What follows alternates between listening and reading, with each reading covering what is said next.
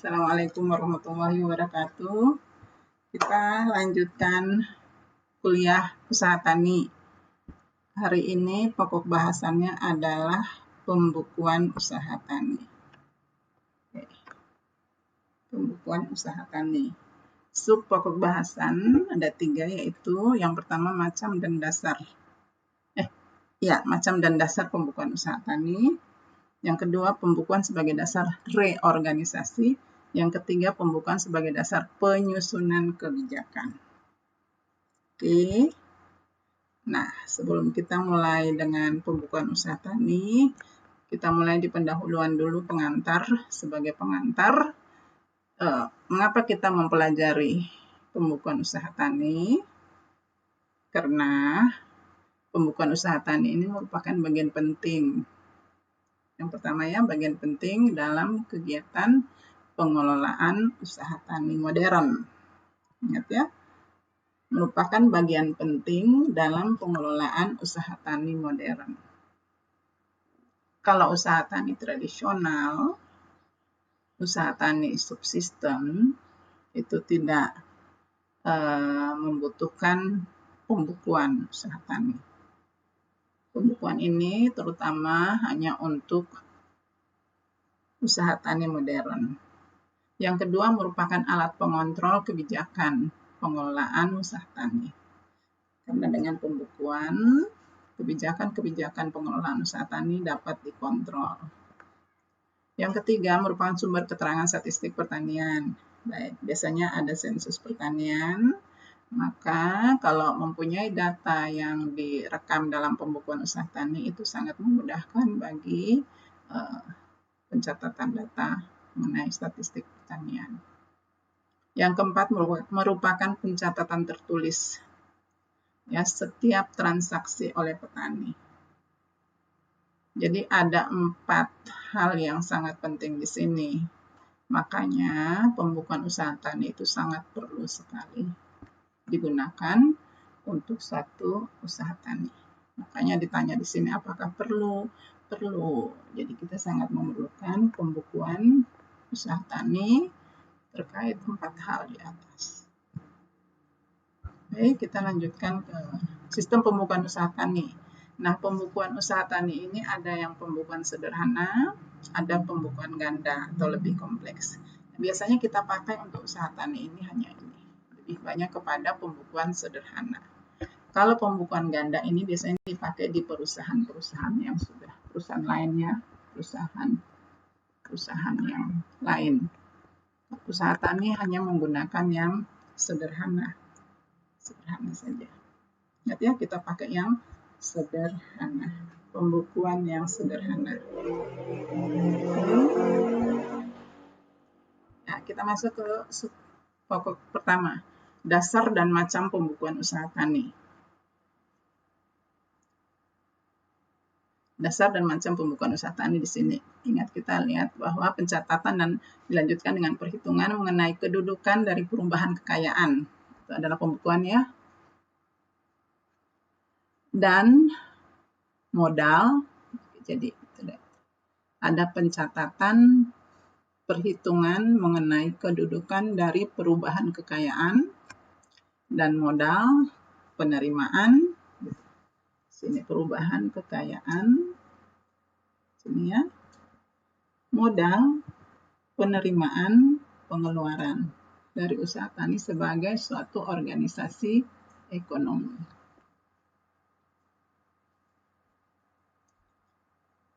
Dasarnya, ingat bahwa usaha tani itu berdiri sendiri dengan berbagai tujuan dan kegunaannya.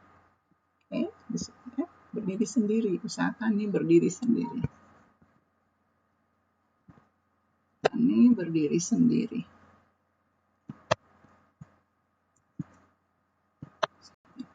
Oke. Dan pembukuan itu dilakukan secara kontinu dalam jangka waktu tertentu, umumnya 1 tahun kalender. Umumnya 1 tahun kalender. Jadi pembukuan itu 1 tahun kalender, 1 Januari sampai 31 Desember. Ya. Di situ 1 Januari sampai 31 Desember. Itulah dalam pembukuan usaha tani. Dibuat catatannya dari 1 Januari sampai 31 Desember tahun berjalan.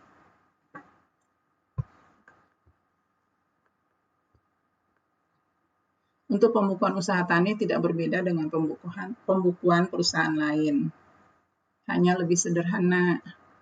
Nah, lebih sederhana di sini, ingat, ini yang harus hati-hati diperhatikan ya. Yang pertama mengenai penilaian benda inventaris. Harus diperhatikan. Penilaian benda inventaris. Yang kedua, hasil yang digunakan kembali dalam usaha tani. Saya mulai dari benda inventaris. Ya, saya balik ke penilaian benda inventaris. Penilaian benda inventaris itu nanti saya akan jelaskan pada slide yang berikutnya. Masing-masing bagian ini ada 5 ya. Yang pertama penilaian benda inventaris. Yang kedua hasil yang digunakan kembali dalam usaha tani.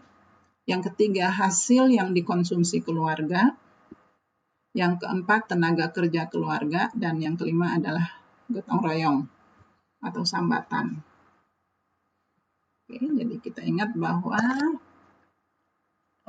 nggak berbeda dengan pembukuan-pembukuan lain, hanya saja untuk usaha tani itu pembukuannya lebih sederhana. Terutama terkait 5 hal ini, penilaian benda inventaris, hasil yang digunakan kembali, kemudian hasil konsumsi keluarga, tenaga kerja keluarga, dan gotong royong. Ya. Mari kita lihat mengenai benda-benda inventaris. Yang pertama ya, benda inventaris pada usaha tani mempunyai sifat yang berbeda dengan benda-benda inventaris pada industri. Jadi benda inventaris. Benda inventaris untuk usaha tani ya tidak sama dengan untuk industri. Beda, sangat berbeda dengan industri. Sehingga penilaiannya juga berbeda. Oke? Maka penilaiannya berbeda.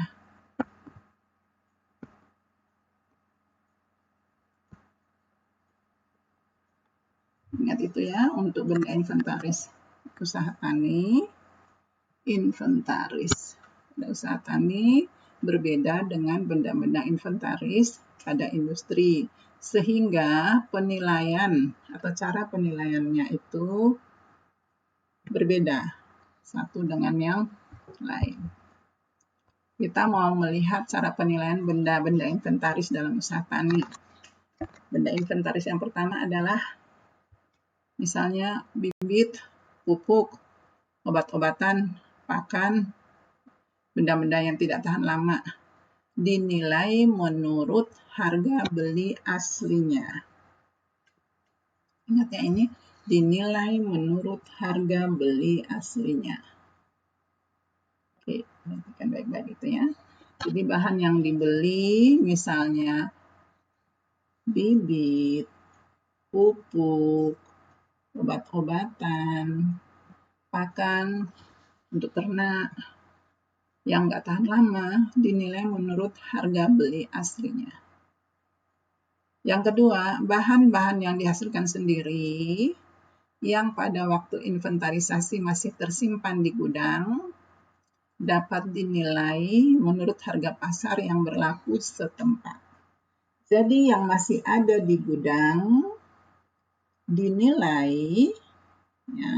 dinilai menurut harga berlaku setempat. Harga pasar berlaku setempat.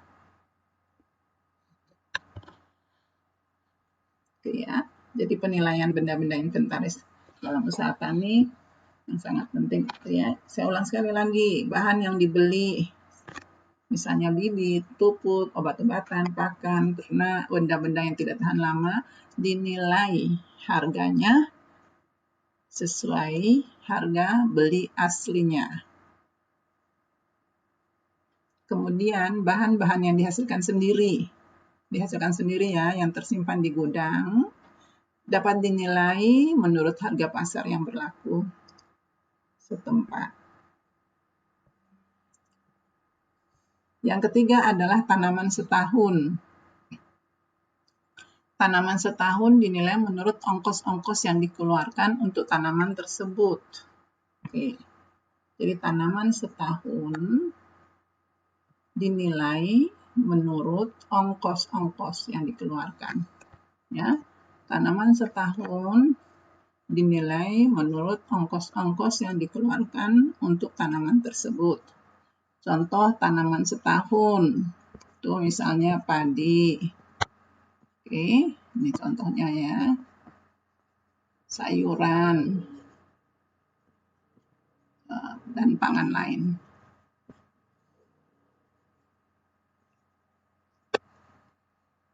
Tanaman tahunan dinilai atas harga pasar yang berlaku. Ingat ya, harga pasar yang berlaku atau atas taksiran harga petani. Seandainya ia mau jual. Tanaman tahunan itu apa? Tanaman tahunan ini, tanaman tahunan contoh. Tanaman tahunan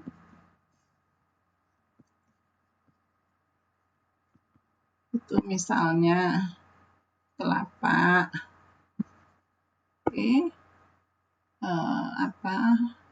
kakao,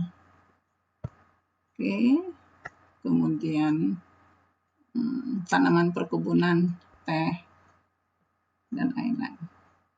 Tanaman tahunan artinya usianya lebih dari setahun. Kalau tanaman setahun, usianya maksimal setahun. Oke. Kemudian yang kelima, ternak kerja dinilai menurut harga pasar yang berlaku setempat. Oke, ternak kerja ini contohnya kerbau. Ya. Ternak kerja contohnya kerbau ya, yang dinilai menurut harga pasar yang berlaku setempat. Artinya sesuai dengan harga di daerah tersebut. Itu ternak kerja. Kerbau ini untuk apa? Untuk bajak sawah. Ini untuk bajak sawah. Itu ternak kerja. Kemudian ternak produksi dinilai menurut harga pasar normal. Ternak produksi ini sapi, kambing, ayam, itik, dan sebagainya. Yang untuk produksi ya, bukan untuk kerja. Itu penilaian, masih ada lagi penilaian benda-benda inventaris usaha tani. Nah, yang berikut adalah alat-alat dan bangunan yang punya daya tahan lebih dari 2 tahun. Oke, alat-alat dan bangunan ini misalnya gudang, kandang. Nah, alat-alat itu misalnya mesin-mesin, alat-alat pertanian, misalnya pacul, hand sprayer. Ini yang lebih dari 2 tahun ya, itu tidak termasuk ini. Traktor. Contohnya satu itu traktor. Alat itu yang mempunyai daya tahan lebih dari 2 tahun itu traktor. Juga bisa hand traktor juga bisa.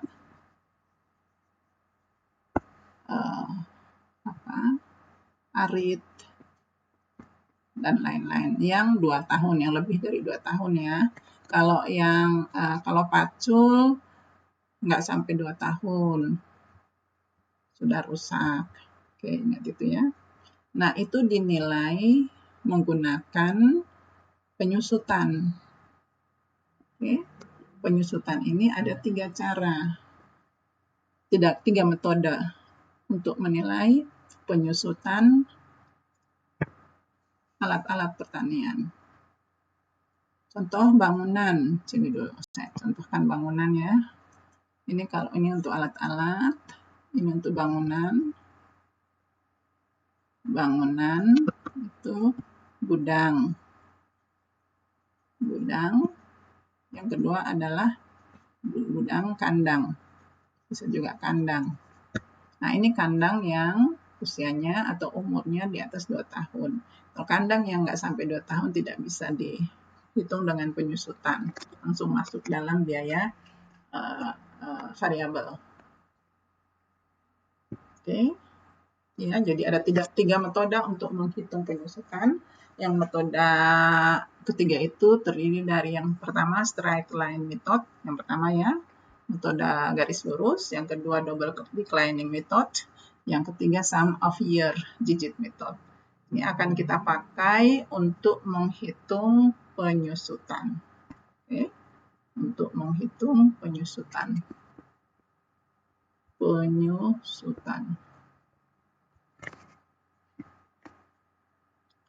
Baik, kita lanjut ya. Oh ya, ini part 1 sampai di sini.